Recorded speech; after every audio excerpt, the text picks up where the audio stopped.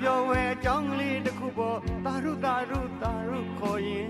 အမှန်မထင်လေးလာကြည့်တော့ယောဂီအောင်ဝတ်စုံကလေးနဲ့ကျွန်တော်သိတဲ့အေးကြီးမရဲ့သူပြုသမျှတွေအမျှဝေနေဟန်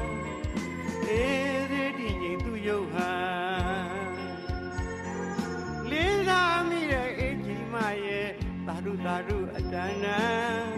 ရွှေတကုံဖရာဘောကတုံတော်မြီဟန်ခေါင်းလောင်းသာ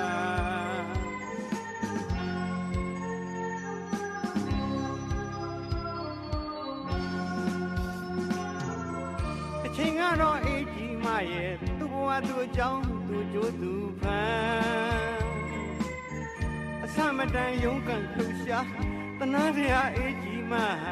မြင်းနေရလမ်းဆိုင်လက်ခံဘဝတစ်ခုလုံးပြေဖြစ်နေတာတနာစရာအေးကြီးမတွေ့တယ်လို့